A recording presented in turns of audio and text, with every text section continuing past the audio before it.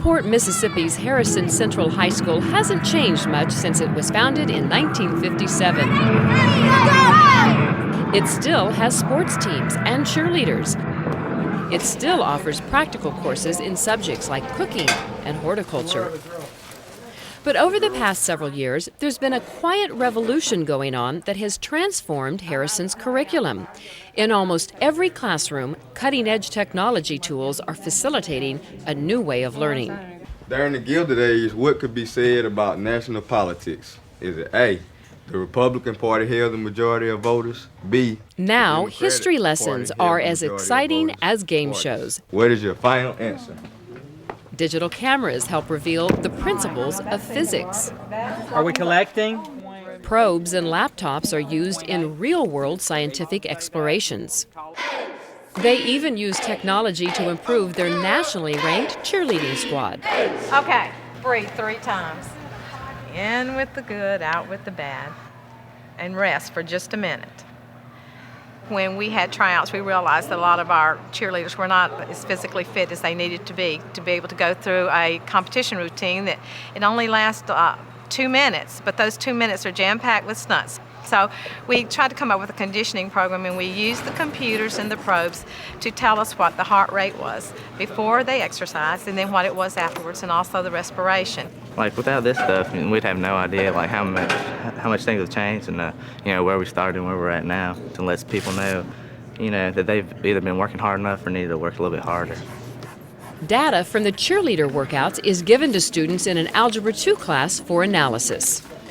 The cheerleaders gave us the information, and we plotted it by using our calculators. We used a thing called linear regression to get basically the average increase or decrease. These students are just learning how to graph equations, and instead of just plain graphing numbers, we're graphing real data so they can have something meaningful for their work. Math teacher Charlotte Arledge uses technology to help students make connections between abstract concepts and real-world applications, whether they're graphing local hurricane tides. On the tide tables, it was 0.7 feet at 12:05 p.m., which our X values are the times and Y values or taking virtual field trips around the world. We're going to find antique carousels online around the world. Most of our kids never get out of Harrison County. So when I can send kids on a virtual field trip around the world, it's just amazing.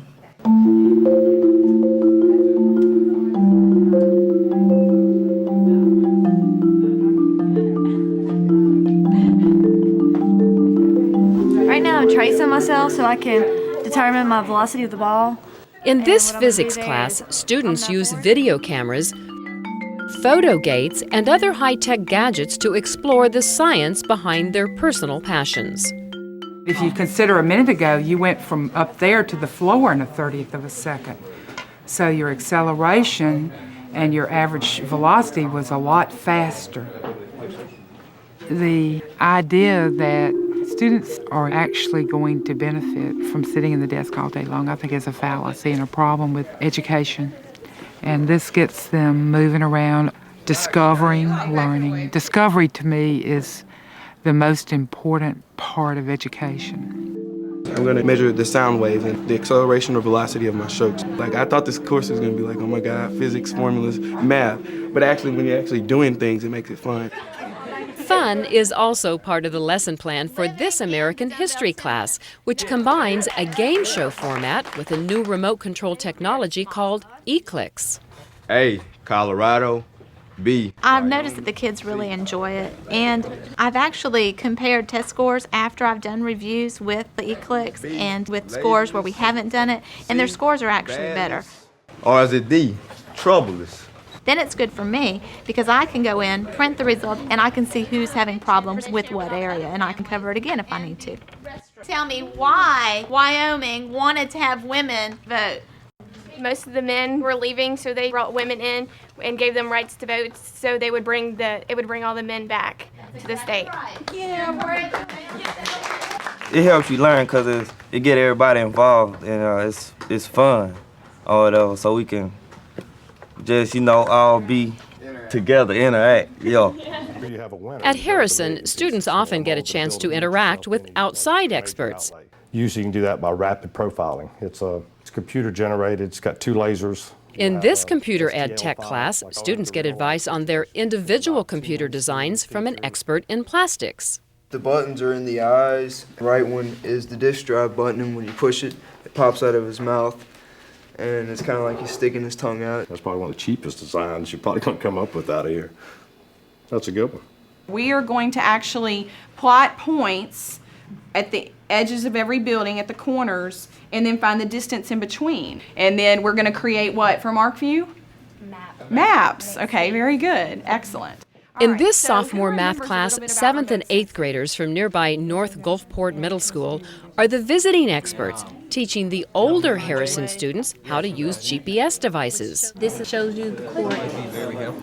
There's the North Court and there's the West Court. The students in 8th grade are just beginning to grow and mature, and so for them to be able to show older students is just an incredible experience for them. Northwest corner. Yeah, so right down 30 degrees. For our latitude or longitude or elevation? Latitude. I have students who are higher achievers. We've got some that are lower achievers, and we've got some in the middle. And once they get their hands on this technology, that just, doesn't even matter. They rise up to the standard that you set for them. And this is something that's new, it's innovative, and one day many of these kids will be doing this for their career. What was it, 30? At this point, you should know which types of probes and what data collection you're going to be making. In an outdoor science classroom built by students, preparations are underway for the weekly lab assignment.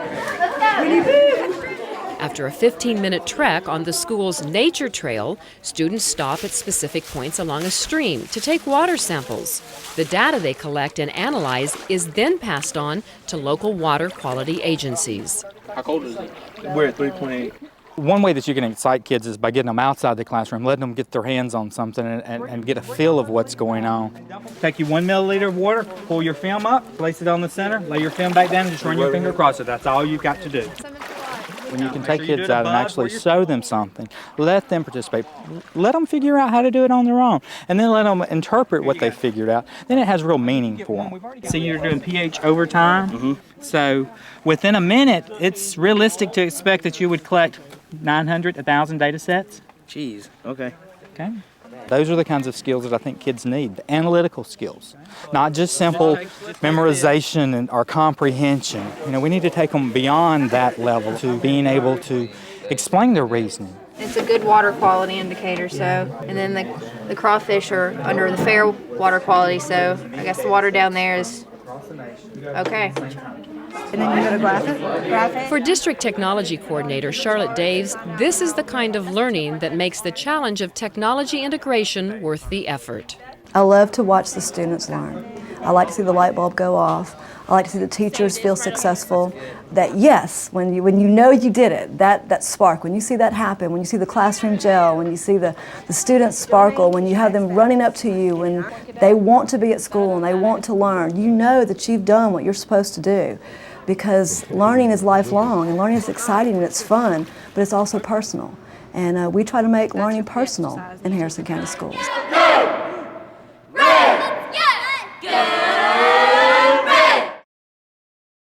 For more information on what works in public education, go to edutopia.org.